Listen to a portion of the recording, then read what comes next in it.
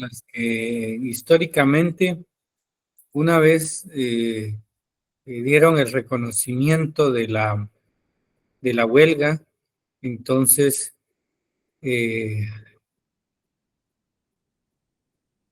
dio pauta también a la creación y al reconocimiento de la asociación profesional. Y seguidamente con esto también aparecieron instituciones del derecho colectivo de trabajo, como son unas formas de normar colectivamente que ya les mencioné: pacto colectivo, contrato colectivo, convenio colectivo, reglamento interior de trabajo y laudo arbitral.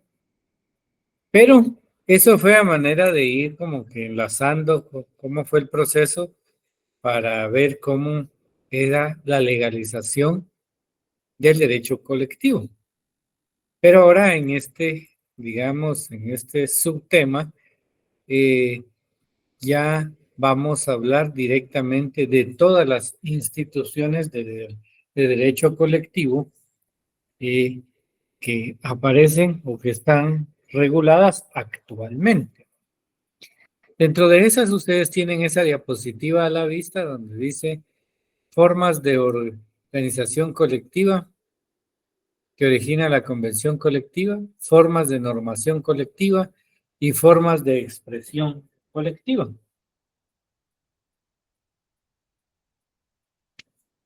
Dentro de estos, entonces, dentro de las formas de organización colectiva que originan la convención, dice, colectiva, están los grupos coaligados y las asociaciones profesionales.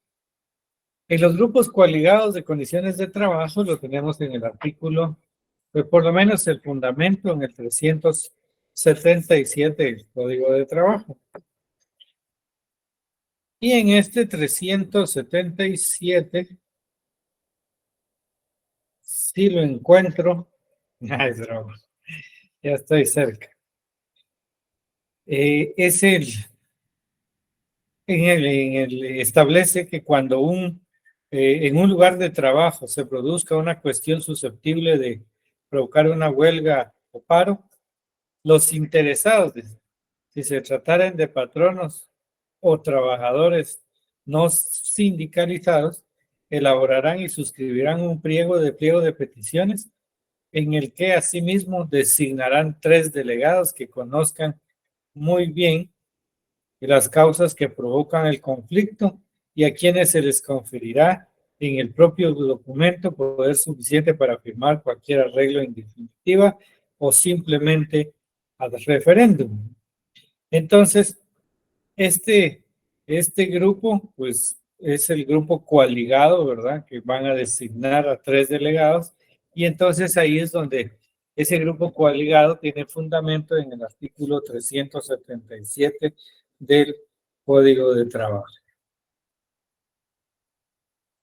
¿Qué significa eso? Esta institución es un mecanismo que nos permite poder organizarnos. Es decir, hay 2 maneras de organizarnos.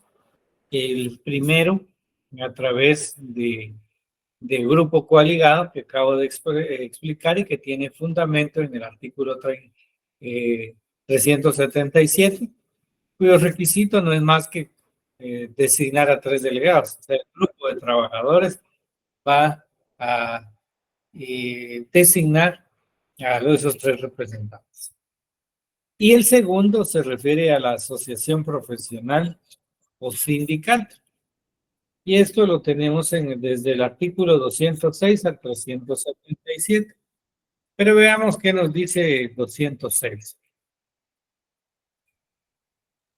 El sindicato es toda asociación permanente de trabajadores o de patronos o de personas de profesión u oficio independiente, trabajadores independientes, constituida exclusivamente para el estudio, mejoramiento y protección de sus intereses económicos y sociales comunes. ¿Ya? Entonces, este es el sindicato, esta es la definición, ¿verdad? Que no es más que esa asociación permanente, no dice temporal, ¿verdad? Pero lo que aclara este artículo es que pueden ser de dos clases, ¿verdad? Sindicatos de trabajadores o de patronos. Y es porque la ley les otorga el mismo derecho. Los empleadores pueden organizarse como sindicato, pero no lo hacen porque no quieren ser identificados o reconocidos como un sindicato que pareciera ser de trabajadores. Por eso no lo hacen. Y se constituyen para el estudio, mejoramiento y protección de sus intereses económicos y sociales comunes. Entonces, este es el sindicato y entonces es una forma de organizarnos colectivamente. Esa forma de organizarnos colectivamente es una manera de eh, reconocer estas dos instituciones del derecho colectivo de trabajo: la coalición o los grupos coligados y la asociación profesional o sindical. Ahí tienen los artículos que pueden verificar. Ahora, otro grupo de instituciones, ya las formas de normar colectivamente, eso ya los vimos.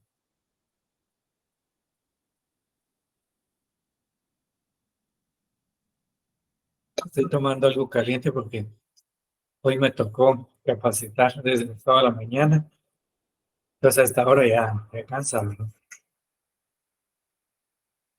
Faltó la mielita nada más, ¿verdad? Pedacito de pan, así, pastelito. ¿Qué nivel? Faltó, dije yo, faltó. No, Angélica. Eso, solo caritas, dice. No de hambre, si están en sus casas, ¿verdad? Capaz que en la cocina están muchos ahorita ahí preparándose más de algo. Ellos sí nos dan carita, una gallo, ¿va? No, no puedo. Estuve enfermo mes y medio, todas las vacaciones que tuvimos de medio año, pasé grave y no puedo beber licor por el momento. Bueno, a robar al pan a la cocina hay que ir. Bueno, les decía entonces que ya habíamos visto esas formas de normar colectivamente. Entonces, primer grupo de instituciones son las formas de organizarnos. ¿Cómo podemos organizarnos? De dos maneras, como grupos coligados y como sindicatos. El segundo es cómo hacer ley. Entonces, por eso se llama forma de normar colectivamente, a través de la colectividad. Y ahí tenemos los que ya habíamos visto: pacto colectivo, contrato colectivo, convenio colectivo, reglamento interior de trabajo, la sentencia colectiva o laudo árbitro. Entonces, estas son las instituciones dentro del grupo de cómo normar, perdón, colectivamente. Pero entonces yo les había dicho, más o menos explicado que era un pacto colectivo. Pero leamos lo que dice la ley, ¿verdad? El artículo 49, vamos a ver qué nos dice el artículo 49. Pacto colectivo de condiciones de trabajo. Es el que se celebra entre uno o varios sindicatos de trabajadores y uno o varios patronos, o uno o varios sindicatos de patronos, con el objeto de reglamentar las condiciones en que el trabajo deba de prestarse y las demás materias relativas a esto. Entonces dice, repito, es el que se celebra entre uno o varios sindicatos, primer elemento. Segundo, y uno o varios patronos, o uno o varios sindicatos de patronos. Tercer elemento, que es el objeto: reglamentar las condiciones en que el trabajo deba de prestar. Es decir, son las condiciones laborales. Y demás relativas a este. Es decir, pueden incluirse otros escenarios. El pacto colectivo de condiciones de trabajo, en el segundo párrafo del 49, tiene carácter de ley profesional y a sus normas deben adaptarse todos los contratos individuales o colectivos existentes o que luego se realicen en las empresas, industrias o región que afecten. Las disposiciones de los artículos 45 al 52 son aplicables al pacto colectivo de condiciones de trabajo, en lo que fueren compatibles con la naturaleza esencialmente normativa de este. Bueno, entonces tenemos ya que el pacto, lo mismo que yo les había indicado, es el que regula, reglamenta las condiciones de la prestación y las condiciones del trabajo, que no son más que la prestación del servicio. Ahora, el contrato colectivo, ¿qué será? Y vamos al 38. Contrato colectivo, vean, escuchen bien qué es lo que dice este artículo. Ya estaba guardado este código que me está dando ganas de estornudar. Contrato colectivo de trabajo es el que se celebra otra vez lo mismo, entre uno o varios sindicatos de trabajadores y uno o varios patronos, o uno o varios sindicatos de patrones. Miren, igual que el pacto colectivo, por virtud del cual el sindicato o sindicatos de trabajadores se comprometen bajo su responsabilidad a que algunos o todos los miembros ejecuten determinadas, aquí dice, ejecuten labores determinadas mediante una remuneración que debe ser ajustada individualmente. Entonces, la diferencia entre uno, porque empiezan igual, ¿verdad? En el 49, solo que en el pacto colectivo reglamenta las condiciones en las que el trabajo deba de prestarse. En cambio, aquí regula la ejecución de las labores. Entonces, cómo se va a ejecutar es uno y la otra es la prestación, las prestaciones la prestación de los servicios. Convenio colectivo de condiciones de trabajo. Está en el artículo 377 que acabamos de leer, ¿verdad? No, quizá no van a encontrar artículos de que digan textualmente, sino que debemos de interpretarlo, ¿no? Vamos a ver si se los vuelvo a encontrar.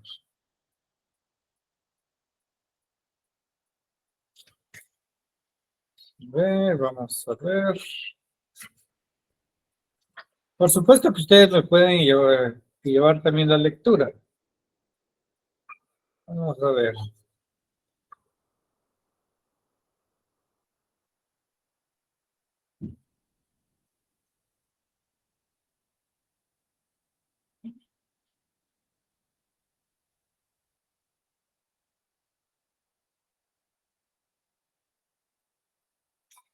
Hay un punto aquí, dice, cuando se trate de la discusión de un pacto colectivo de condiciones de trabajo, el pliego respectivo se presentará para su discusión en la vía directa, igual que el convenio.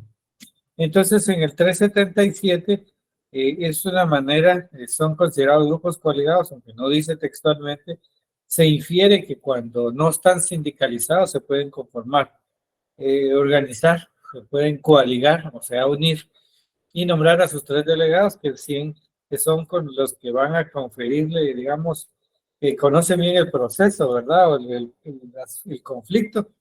Y entonces son los que van a tener las suficientes calidades para firmar cualquier arreglo en definitiva.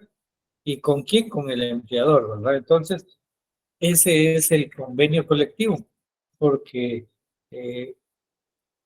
el Código de Trabajo todavía otorga la facultad de que el grupo coaligado pueda negociar con el empleador. Pero la diferencia va a ser que en lugar de pacto va a firmar un convenio colectivo, porque exactamente regulan lo mismo. Entonces no hay diferencia. Artículo 377 del Código del Trabajo.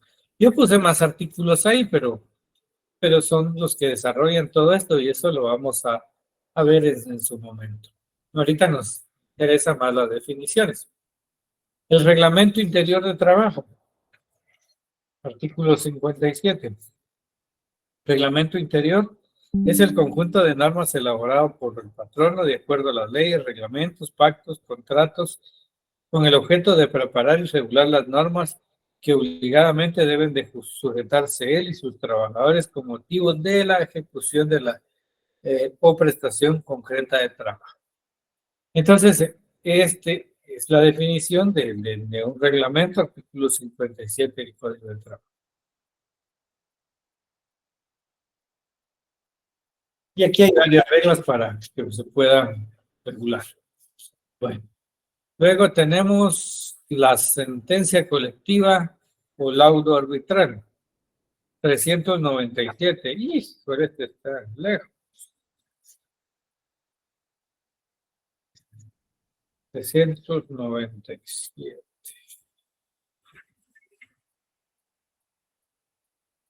El arbitraje. Hay dos tipos de arbitraje. Y vamos a ver lo que les quiero mostrar.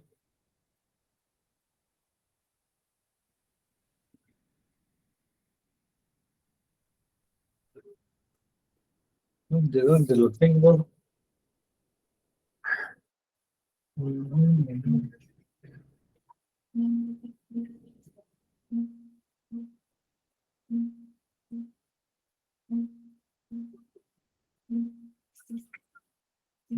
Eh,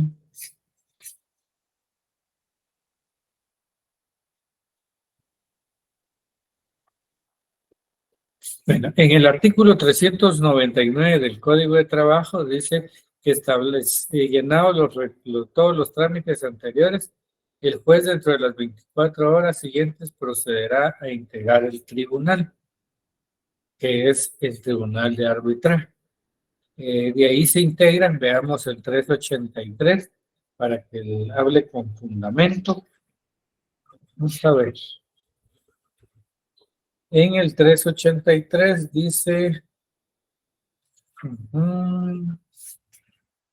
Si en el momento en que va a constituirse el Tribunal de Conciliación, alguno de los miembros tuviera algún impedimento, es decir, aquí ya se refiere a el tema de cómo está integrado el tribunal y sus responsabilidades. Significa entonces que el Tribunal de Arbitraje pues se integra por miembros del tribunal, ¿verdad? El presidente va a ser el juez, ¿verdad?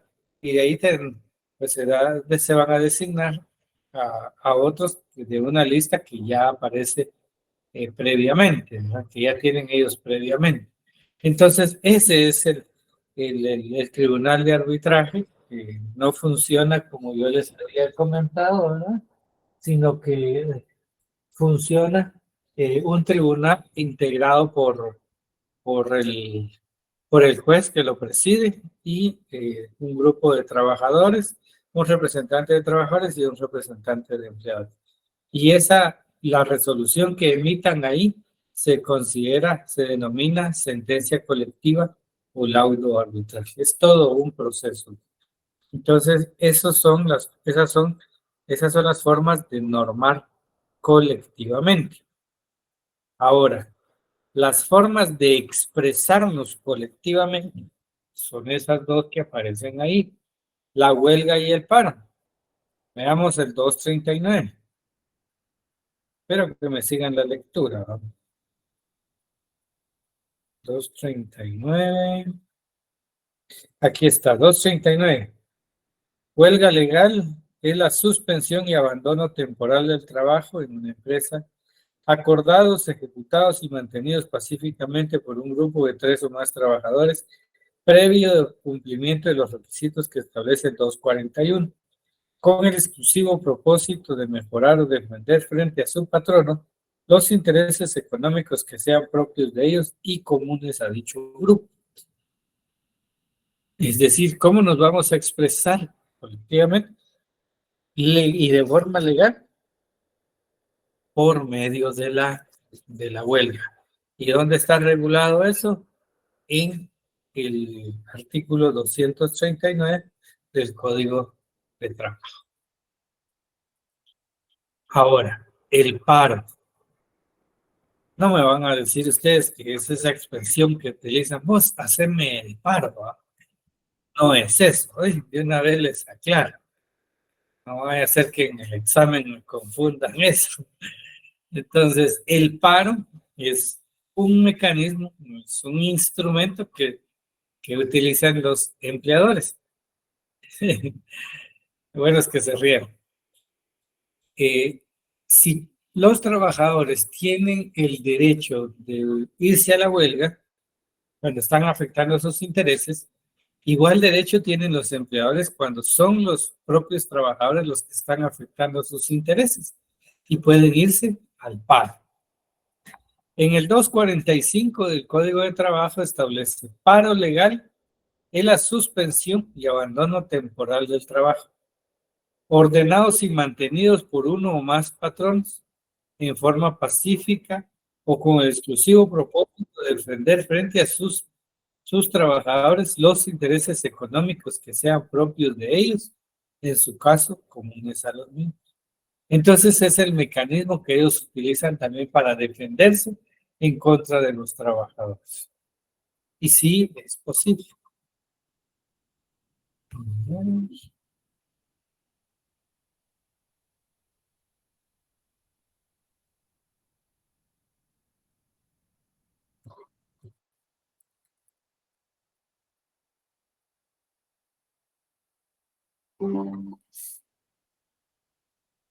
Bueno, entramos entonces a la segunda unidad.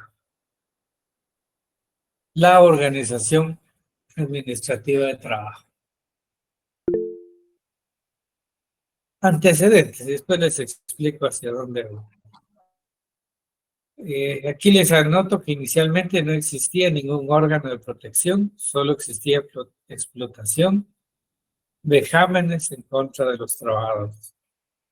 Francia, España e Inglaterra, después de la Revolución Francesa, se les considera los propulsores de la administración de trabajo, en virtud que la policía no podía hacer nada al respecto, y propusieron al Estado en 3 planos: nuevas normas laborales, nuevos órganos de justicia y nueva administración en aspectos laborales. Bueno, ¿qué quiero vender el día de hoy con el órgano administrativo de trabajo? Porque primero, si no logro vender bien el producto, no funciona. ¿Cómo se los explico? Regresemos a estos antecedentes donde dice que antes no había un órgano de protección. Entonces el órgano administrativo es de protección. Empecemos con eso, ¿verdad? Es para proteger a los trabajadores. Y entonces estos propulsores, estos estados, estos países, perdón, ellos dijeron que el Estado debía de estar conformado en 3 planos: en nuevas normas laborales, nuevos órganos de justicia y nueva administración en aspecto laboral. Pero eso no nos explica qué es una administración administrativa de trabajo, pero sí tenemos claro que es un órgano de protección. Entonces les cuento que estos órganos de protección son nacionales o internos e internacionales. El internacional, más de alguno ya ha de haber razonado esto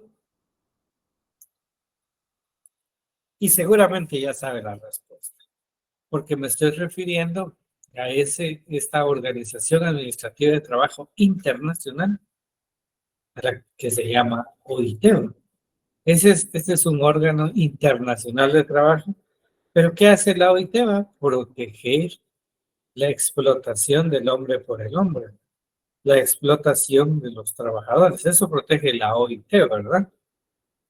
Y entonces, pues lo que estamos hablando del órgano administrativo internacional y el órgano administrativo interno. Y ese órgano administrativo interno en nuestro país se llama Ministerio de Trabajo y Previsión Social. Y es ahí donde empiezan la OIT a proponer nuevas normas laborales, nuevos órganos de justicia y nueva administración en aspectos laborales. Y es una cadena, se van cumpliendo casi la mayoría, se va extendiendo y se va cumpliendo. Entonces, ¿cuál es el concepto? Actividades de la administración pública en materia de políticas nacionales de trabajo, encargadas de qué? De ejercer y vigilar el cumplimiento de la ley, reglamentos, decretos y acuerdos, e implementar la violación a los derechos de trabajadores por parte del empleador.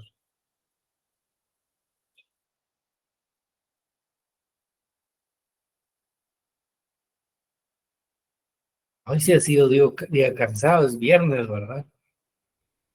Entonces, en concreto, el órgano administrativo de trabajo internacional, conocido como OIT, el interno Ministerio de Trabajo y este Ministerio del Estado de Guatemala, o el órgano administrativo debe de promover por lo menos nuevas normas laborales, nuevos órganos de justicia.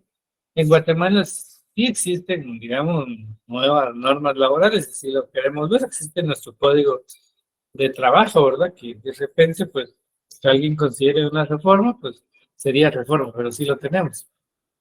Nuevos órganos de justicia, tenemos órganos privativos en materia de derecho de trabajo, es decir, nadie más interviene, y y nueva administración en aspectos laborales, que sería el Ministerio de Trabajo. El concepto de actividad de la administración pública en materia de políticas nacionales de trabajo está encargada de vigilar el cumplimiento de las leyes, reglamentos, decretos, acuerdos e impide la violación de los derechos de los trabajadores. Entonces, el Ministerio de Trabajo debe impedir la violación de los derechos por parte del empleador. ¿Y a cargo de quién está esa vigilancia? De la Inspección General de Trabajo. Desarrollo histórico de la Administración de Trabajo, un segundo.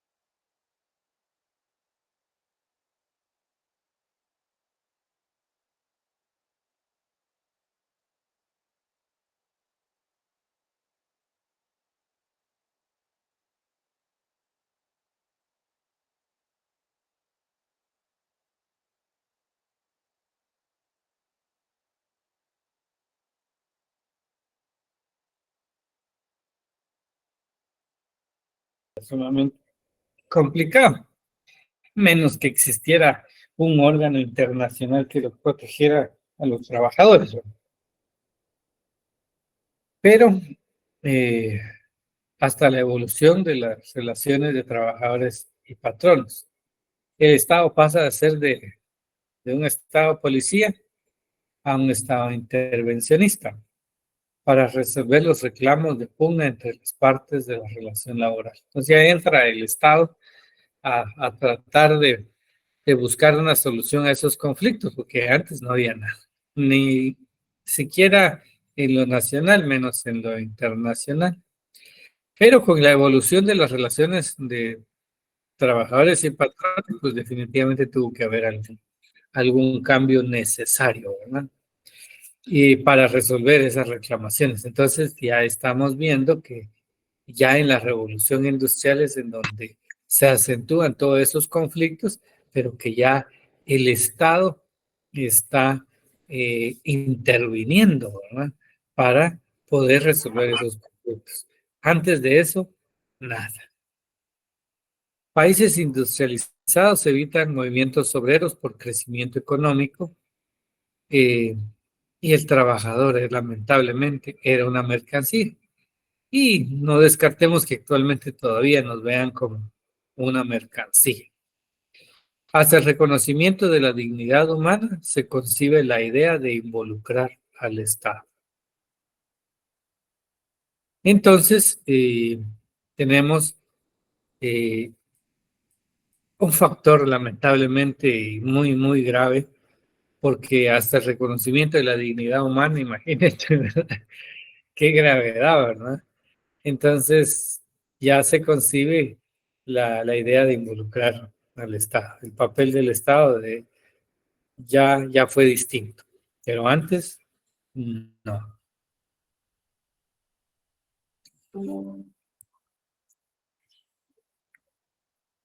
En este desarrollo histórico que yo les estoy mencionando, pues, eh, a grandes rasgos incluyo todo esto, pero doctrinariamente está dividido en varias etapas. Esta primera etapa que les coloco por acá está relacionado con un antecedente histórico bastante curioso. Ese antecedente histórico fue la implementación de la primera oficina de trabajo, ya que se instaló el 27 de junio de 1884 en Estados Unidos. Y en 1887 establecen el Departamento Federal de Trabajo. O sea, vean lo curioso, ¿verdad? En realidad, esta primera etapa, aunque es un antecedente histórico, vean lo importante que es.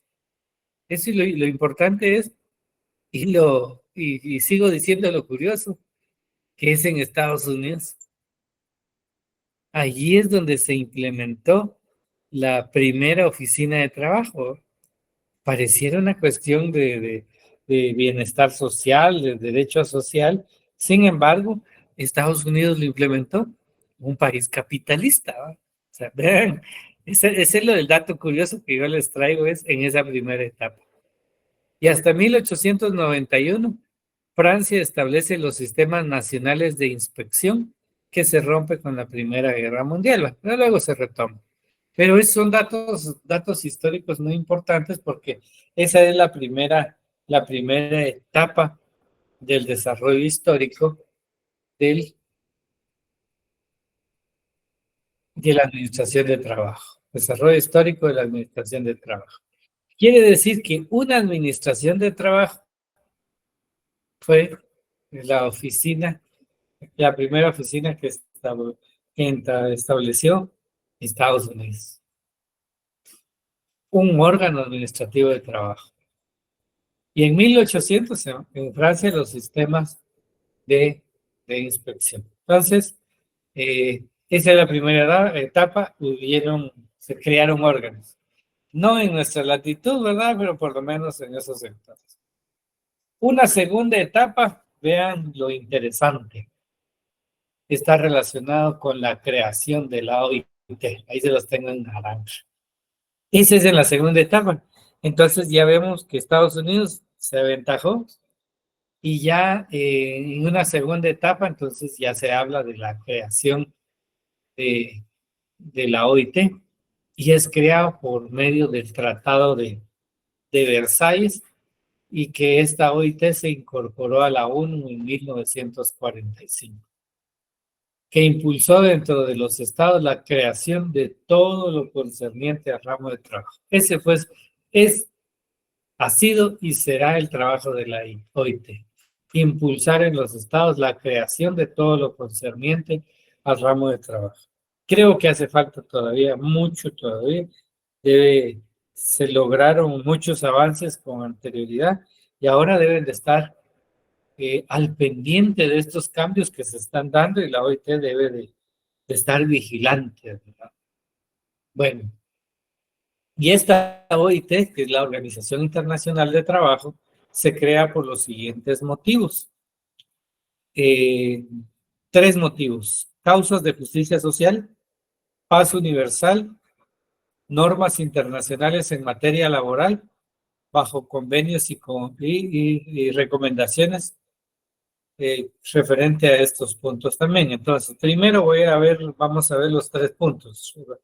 No verlos, sino que separarlos.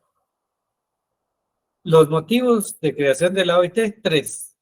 Causas de justicia social, paz universal, normas internacionales en materia laboral.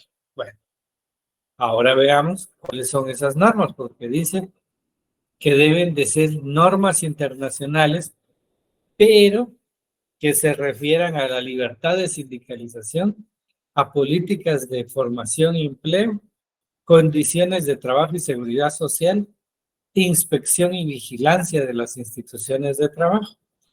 Esas 3 condiciones son las que la OIT admite los convenios internacionales. Entonces, si saben ustedes de convenios de la OIT, pues ahora ya se les adiciona el conocimiento que esas normas deben de versar sobre cualquiera de estos 3 puntos. Si están dentro de esos 3 puntos, pues definitivamente todo bien, ¿verdad? Entonces forma parte de los motivos de la existencia de la OIT. Eso es en la segunda etapa, es decir, la primera ya entendimos que se crea una oficina aislada, se le da reconocimiento a Estados Unidos porque ahí fue donde lo crearon, pero en la segunda etapa ya internacionalmente empiezan a crear la IT, se crea la IT pero para impulsar en todos los estados todo lo concerniente al trabajo. Y entonces ahí es donde ya se arranca y cada estado empieza a crear su propio órgano administrativo de carácter interno. Esta OIT, pues a nivel internacional, tiene una estructura. Y en esta estructura está la Conferencia General de los Representantes de los Estados Miembros, Consejo de Administración y Dirección General del Trabajo. La Conferencia General de los Representantes de los Estados Miembros. Esta es la encargada de la discusión y adopción de instrumentos internacionales, es decir, los convenios internacionales. Ellos lo discuten y lo adoptan. ¿Quiénes integran la Conferencia General? 2 representantes gubernamentales, 1 de trabajadores y 1 por patronos. ¿En dónde se reúnen? Una vez al año en Ginebra, Suiza. Seguidamente, o sea, debajo de la Conferencia General, tenemos al Consejo de Administración. Y este Consejo de Administración está integrado por 56 personas. 10 pertenecen a países industrializados. Vamos a ver aquí. Aquí está mal redactado ahí, para que lo entiendan. De estas 56 personas, 28 son representantes del gobierno. Pero estos representantes del gobierno, hay 10 puestos que ya tienen lugar, que son los países industrializados. Entonces, cuando han escuchado que los sacan van a excluirlos del Consejo de Administración, y si es un país industrializado, entonces van a entender ustedes que de oficio los países industrializados tienen un lugar en el Consejo de Administración. Y entonces, en este Consejo de Administración, es porque solo hay 28 representantes de gobierno. Los 18 restantes pues tienen un proceso de elección y en cambio estos no. Para completar los otros 28 que hacen falta, estos son 14 representantes de patronos y 14 de trabajadores. Este consejo de administración se va a integrar por un presidente, 2 vicepresidentes y todo y por el personal necesario. Entonces, si me preguntan, ¿y estos qué hacen? Pues diría yo que estos son los que ejercen la representación, porque la Asamblea General no puede representar, en cambio el Consejo de Administración sí lo puede hacer, son los representantes. Y debajo de este tenemos la Dirección General de Trabajo, que también es la Oficina Internacional de Trabajo, también es conocida como tal. Y entonces en esta Dirección General de Trabajo es la que ordena las iniciativas de gobierno para presentar en la conferencia internacional. Es decir, a esta dirección vamos de general, pueden llegar nuestros estados, nuestros sindicalistas a quejarse, ¿verdad? O para plantear la posibilidad de que se apruebe un convenio internacional sobre un tema particular, pues todo eso lo hace la Dirección General de Trabajo. Entonces ordena la iniciativa para presentar a la conferencia internacional. Por supuesto que hay una investigación previa, un análisis para que pues, la conferencia pueda tener un trabajo un poco más depurado. Puede ser que no llene los requisitos y no sea necesario. Trabaja con 2 organismos, uno de conciliación y el segundo de arbitraje, donde se perturba la paz. Puede intervenir la Dirección General de Trabajo de la OIT para tratar de resolver algún conflicto para que no se perturbe la paz. Está a cargo de la Administración de Trabajo y es un instrumento técnico del Estado. Atiende a todas las organizaciones, recomienda la creación de normas, no necesariamente porque le presenten una petición, sino que también ellos pueden investigar. Regula reglas internacionales en materia de inspección. Bueno, estos son los órganos de la OIT. Sus postulados son que el trabajo no es una mercancía, o sea, no somos una mercancía. Libertad de expresión y asociación que nos están limitando. Pobreza constituye peligro a la prosperidad. Apoyo a la comunidad internacional. Representantes de obreros y patronos para cooperar con el Estado y procurar el bien común. Esos son postulados de lo que trata de impulsar, trata digamos, de utilizar para actuar.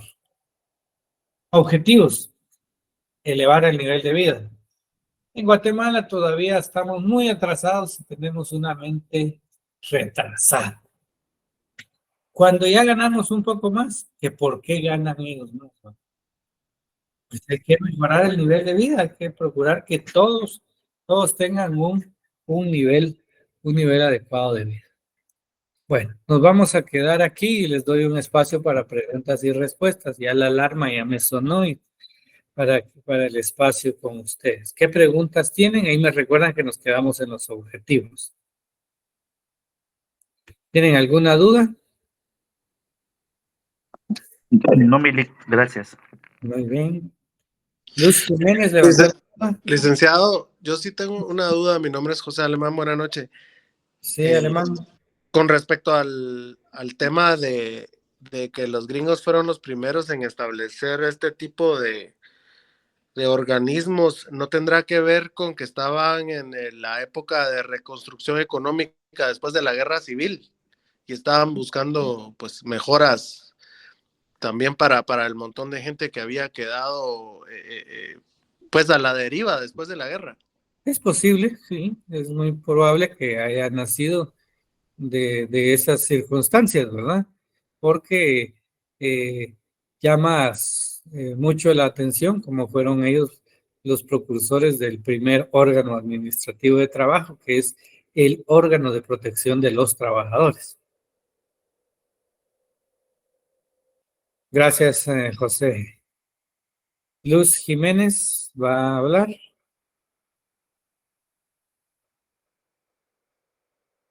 Parece que no. No, licenciado. Ah, bueno, es que tiene levantada la mano, mejor bájela porque se va a cansar. Está bien, licenciado. ¿Alguien más, chicos, chicas?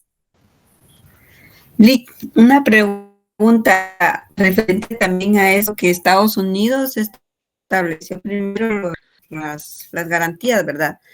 En ese sentido, ¿será posible que ahí vayan más, o sea, adelantados en las mejoras para los trabajadores?